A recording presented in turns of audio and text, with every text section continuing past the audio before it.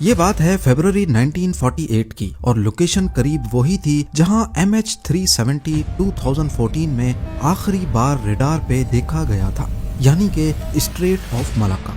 ये जगह मलेशिया और इंडोनेशिया के दरमियान एक पतली सी समंदरी पट्टी है जहां से दुनिया के हजारों बहरी जहाज गुजरते हैं। उस दिन मौसम बिल्कुल साफ, समंदर खामोश और हवा आम दिनों की तरह बिल्कुल पुरसुकून थी। इसी रास्ते पर अमेरिकन और ब्रिटेन के कई बहरी जहाज सफर कर रहे थे। सब कुछ नॉर्मल चल रहा था, लेकिन अचानक वहां मौजूद कई शिप्स के रेडियो को एक अजीब सा सिग्नल मिलता है। ज़ेम टीवी के वीडियोस में एक बार फिर से खुशामदीद। नाज़रीन, ये मिलने वाला अजीब सिग्नल मोर्स कोड फॉर्मेट में था। मोर्स कोड कम्युनिकेशन का एक ओल्ड स्कूल तरीका जरूर है, लेकिन ये आवाज वाले मैसेजेस से कहीं ज्यादा रिलायबल होता था। नॉर्मली रेडियो पर अगर आवाज ट्रांसमिट की जाए तो वो डिपेंड करती है डिस्टेंस, एटमॉस्फेयर में मौजूद रुकावटें जैसा कि फॉग, डस्ट और ह्यूमिडिटी और लाइन ऑफ साइट पे। और जब रुकावटें होती हैं तो ऑडियो मैसेज पूरी तरह से रिसीवर तक नहीं पहुंच पाता, या तो वो फेड हो जाता है या रिसीवर एंड पे काफी डिस्टॉर्शन के साथ पहुंचता है। इसके बरक्स मोर्स कोड डॉट्स और डैशेस का एक कॉम्बिनेशन होता है जिसको रिसीवर एंड पे डीकोड करके इंग्लिश का पूरा सेंटेंस बनाया जा सकता है। इस मैसेज का सबसे बड़ा फायदा होता है कि इसको हजारों किलोमीटर दूर तक एटमॉस्फेयर की रुकावटों के बावजूद भी भेजा जा सकता है। उस दिन मलाक्का स्ट्रेट पे शिप्स को जो मोर्स कोड मिला था उसकी शुरुआत कुछ इस तरह की थी। 3 डॉट्स, 3 डैशेस और फिर दोबारा 3 डॉट्स, और यही पैटर्न 2 मर्तबा रिपीट हुआ और आगे डॉट्स और डैशेस का एक लंबा सिलसिला लिखा था। मोर्स कोड से इसको डिकोड किया जाए तो शुरुआती हिस्से का मतलब है SOS SOS। पूरे मैसेज की ट्रांसलेशन कुछ ऐसी बनती है। SOS SOS steam ship SS Ourang Medan की तरफ से दरखास्त है कि शॉर्ट वेव वायरलेस वाले जहाज डॉक्टर से रब्ता करें फौरन। ये था रिसीव होने वाला पहला मैसेज। उसके बाद बगैर किसी इंतजार के दूसरा मैसेज आता है और उसकी ट्रांसलेशन कुछ ऐसी थी। गालिबन सेकंड ऑफिसर मर चुका है, क्रू के दूसरे अफराद भी मर गए हैं, मेडिकल मशवरा ना दें, SOS जंगी जहाज से फौरी मदद की दरखास्त है। इस दूसरे मैसेज के बाद ओरंग मेडन ने अपनी पोजीशन भेजी और फिर आखिरी मैसेज भेजा जो शायद इनकम्प्लीट था। आखिरी मैसेज में सिर्फ था आई डाई और मैसेज खत्म। इस आखिरी मैसेज के बाद एक लंबा सन्नाटा छा गया। दूसरे जहाजों के रेडियो ऑपरेटर्स ने फौरन वापस से जवाब दिया, लेकिन आगे से कोई जवाब नहीं आया। अगले कई मिनटों तक ये खामोशी बरकरार रही और जिन जिन शिप्स को भी ये मैसेज मिला था उनको क्लियर हो गया कि SS ओरंग मेडन नामी इस शिप के साथ कुछ भयानक हुआ है। ये खौफनाक मैसेजेस मिलने के बाद सिल्वर स्टार नामी सबसे करीबी एक अमेरिकन मर्चेंट शिप थी। सिल्वर स्टार के कैप्टन ने उस लोकेशन तक जाने का फैसला किया जहां से सिग्नल आया था। उन्होंने अपना रास्ता बदला और तेजी से SS ओरंग मेडन की तरफ बढ़ने लगे।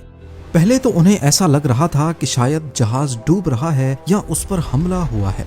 कई घंटों के सफर के बाद सिल्वर स्टार जब उस लोकेशन के करीब पहुंची तो उन्होंने दूरबीन की मदद से देखा कि उस लोकेशन पर वाकई एक बहरी जहाज खड़ा हुआ है। जब वो और ज्यादा करीब पहुंचे तो सिल्वर स्टार का क्रू ये देखकर हैरान रह गया कि SS ओरंग बिल्कुल ठीक हालत में है। ना तो जहाज कहीं से डैमेज था, ना ही उसमें पानी भरने के कोई निशानात थे। वो बस खामोशी से पानी के ऊपर तैर रहा था। अगर कुछ अजीब था तो वो ये कि स्टीम इंजन होने के बावजूद ऊपर चिमनी से कोई धुआं नहीं निकल रहा था। सबसे अजीब बात ये कि डेक पर कोई हरकत नहीं थी। इतना बड़ा जहाज और बिल्कुल खामोश। सिल्वर स्टार के कैप्टन को कुछ समझ नहीं आया। उन्होंने लाउड स्पीकर पर कई कॉल्स दी, हॉर्न बजाए, लेकिन वहां समंदरी लहरों के सिवा कोई आवाज नहीं थी। आखिरकार सिल्वर स्टार के कैप्टन ने फैसला किया कि वो अपनी एक टीम को उस जहाज पर भेजेंगे ताकि इस राज से पर्दा उठाया जा सके। जब एक rescue team SS Ourang Medan पर चढ़ी तो अंदर का माहौल काफी ठंडा हो रहा था और बिल्कुल खामोशी छाई हुई थी। इतने में उनकी नजर पहली लाश पर पड़ी। ये कोई आम लाश नहीं थी, बल्कि उस आदमी का चेहरा खौफ से बिगड़ा हुआ था। उसकी आंखें और मुंह पूरे खुले हुए थे। ऐसा मालूम हो रहा था जैसे मरते वक्त इसने इंतहाई खौफनाक मंजर देखा हो। उसकी बॉडी अकड़ी हुई थी और हाथ आगे की तरफ फैले हुए थे, जैसे वो किसी चीज को रोकने की कोशिश कर रहा हो। रेस्क्यू टीम आगे बढ़ी तो उन्हें और भी लाशें मिली। डेक पर हर तरफ बॉडीज बिखरी हुई थीं। कैप्टन अपनी जगह पर ही मरा हुआ था, बाकी ऑफिसर्स ब्रिज पर मरे हुए थे, यहाँ तक के शिप का कुत्ता भी मरा हुआ मिला।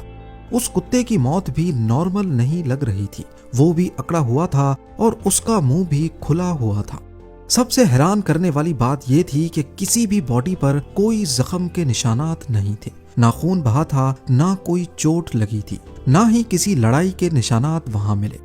बस सबके चेहरों पर वही एक खौफनाक एक्सप्रेशन था। रेस्क्यू टीम जब रेडियो रूम में पहुंची तो वहां उसी रेडियो ऑपरेटर की लाश मिली जिसने ये सारे रेडियो मैसेजेस भेजे थे। उसकी उंगलियां अभी भी मोर्स कोड के की पर उसी हालत में थीं जब उसने आए डाय का मैसेज भेजा था। सिल्वर स्टार की रेस्क्यू टीम को एक बात तो कंफर्म हो चुकी थी कि यहाँ पर कुछ बहुत ही एबनॉर्मल हुआ है, क्योंकि लाशों पर कोई वाज़े चोटों के निशानात नहीं थे और सबकी मौत खौफ के मारे ही हुई है। इस पॉइंट पे उन्होंने फैसला किया कि जहाज को रस्सियों से बांधकर नजदीकी पोर्ट पर ले जाया जाए ताकि इस पर मजीद इन्वेस्टिगेशन की जा सके। अभी रेस्क्यू टीम ने रस्सियां बांधना शुरू ही की थीं कि जहाज के निचले हिस्से कार्गो होल्ड नंबर 4 से धुआं निकलना शुरू हो गया। पहले हल्का धुआं ही था, लेकिन देखते ही देखते आग भड़क उठी। ये आग इतनी तेजी से फैली कि रेस्क्यू टीम के पास भागने के सिवा कोई और ऑप्शन नहीं था। वो फौरन अपनी छोटी बोट्स में वापस कूद गए और अपनी जान बचाकर सिल्वर स्टार की तरफ चले गए। जैसे ही वो अपने जहाज पर वापस पहुंचे, एसएस उरंगमीडन में जबरदस्त धमाका हुआ, जिसने जहाज के मलबे को दूर दूर तक समंदर में फैला दिया। देखते ही देखते वो मिस्टीरियस जहाज अपने तमाम राजों और उन खौफनाक लाशों के साथ समंदर की गहराइयों में डूब गया। अब वहां कोई सबूत नहीं बचा था, सिर्फ गवाही थी सिल्वर स्टार के क्रू मेंबर्स की, जिनके सामने ये सारा वाकया हुआ था।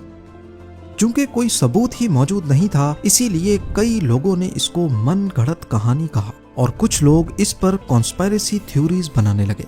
कुछ रिसर्चर्स का कहना था कि एसएस उरंगमीडन नाम का कोई जहाज ऑफिशियली रजिस्टर ही नहीं था। लॉयड्स शिपिंग रजिस्टर, जो दुनिया के तमाम जहाजों का रिकॉर्ड रखता है, उसमें इस जहाज का कोई नाम नहीं मिला। लेकिन दूसरी तरफ इस वाक़े पर यकीन रखने वाले रिसर्चर्स मानते हैं कि ये वर्ल्ड वॉर 2 के फौरन बाद का दौर था। उस वक्त बहुत से बहरी जहाज फेक नामों से चलते थे या रजिस्टर्ड ही नहीं होते थे। हो सकता है एसएस उरंगमीडन भी उनमें से ही एक हो, या वो किसी इलीगल एक्टिविटी में मुलविस हो, तभी उसको रजिस्टर नहीं करवाया गया था। कुछ अरसे बाद 1954 में डच न्यूज़पेपर्स में एक आर्टिकल छपता है जिसमें एसएस उरंगमीडन का ये सारा वाकया बयान किया गया। इसमें कुछ लोगों के इंटरव्यूज भी छपे जो इस मिस्टीरियस जहाज पर पहले काम कर चुके थे। इनमें कुछ क्रू मेंबर्स थे जिनका कहना था कि उरंगमीडन इलीगल गुड्स स्मगल करने के काम में आता था, इसीलिए शायद इसको रजिस्टर नहीं करवाया गया था। उनके बयानात से जब जहाज के मालिक को ट्रेस करने की कोशिश की गई तो सबूतों की कमी की वजह से मालिक का भी पता ना लग सका। इस वाक़े के कई सालों बाद मई 2003 में अमेरिकन इंटेलिजेंस एजेंसी CIA ने कुछ सीक्रेट फाइल्स को पब्लिक किया, जिसमें एक फाइल इसी मिस्टीरियस जहाज एसएस उरंगमीडन से रिलेटेड थी। ये एक लेटर था जो 29 मई 1958 वाले दिन CIA को लिखा गया था। इस लेटर में इस हादसे की तमाम डिटेल्स के साथ लिखने वाले ने मेंशन किया था कि मुझे यकीन है एसएस उरंग की ट्रेजेडी अगर सॉल्व हो गई तो यहाँ गायब होने वाले कई एयरप्लेन्स और बहरी जहाजों की मिस्ट्रीज का जवाब मिल जाएगा।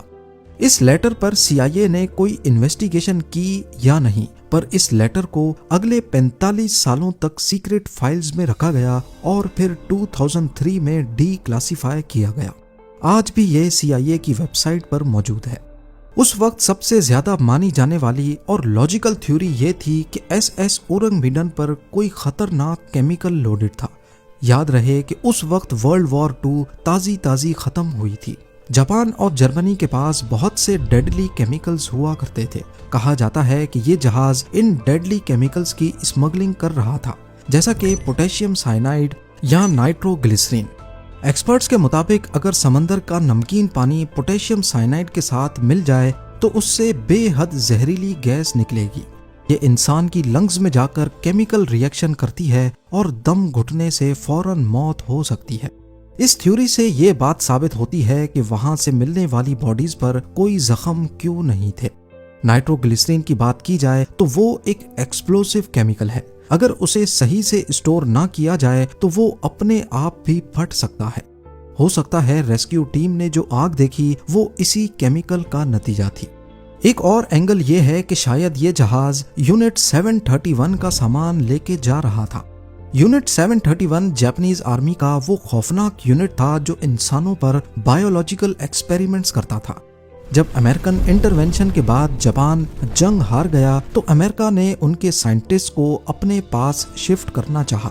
हो सकता है कि ये जहाज वही सीक्रेट बायोलॉजिकल वेपन्स या केमिकल्स लेके जा रहा हो और रास्ते में लीकेजेस की वजह से पूरा क्रू मारा गया। क्योंकि ये एक सीक्रेट मिशन था तभी जहाज को कहीं रजिस्टर नहीं करवाया गया था। और जब CIA ने 45 सालों बाद वो लेटर डीक्लासिफाई किया तो इस थ्योरी पर लोगों का यकीन मजीद पुख्ता हो गया। एक और दिलचस्प पॉइंट ये है कि सिल्वर स्टार के क्रू ने बताया कि वहां का माहौल बहुत भारी था। कुत्ते का मरना और उसका एग्रेसिव पोस्ट में फ्रीज हो जाना जाहिर करता है कि शायद उसने वहां किसी खौफनाक चीज को देखा हो। ये पॉइंट इस हादसे का रुख सुपर नेचुरल मिस्ट्री की तरफ करता है। SS ओरंग मिडन की हकीकत आज भी समंदर की गहराइयों में कहीं दफन है। हम सिर्फ अंदाजा लगा सकते हैं। अगर हम लॉजिकल होकर सोचें तो केमिकल लीक थ्योरी सबसे ज्यादा स्ट्रॉन्ग लगती है। जापानीज वॉर क्राइम्स के केमिकल्स, उनको स्मगल करना और सेफ्टी की कमी ने उन बेचारे सेलर्स की जान ले ली। ये वाकया दुनिया के उन चंद वाकयात में से एक है जो हमें याद दिलाता है कि समंदर अपने अंदर कितने राज छुपाए बैठा है। आज भी जब जहाज स्ट्रेट ऑफ मलाक्का से गुजरते हैं तो पुराने सेलर्स SS ओरंग मिडन की कहानी याद करते हैं। ये कहानी हमें बताती है कि इंसान चाहे कितनी भी तरक्की कर ले, नेचर और किस्मत के आगे आज भी बेबस है। उम्मीद है ज़ेम टीवी की ये वीडियो भी आप लोग भरपूर लाइक और शेयर करेंगे। आप लोगों के प्यार भरे कमेंट्स का बेहद शुक्रिया। मिलते हैं अगली शानदार वीडियो में।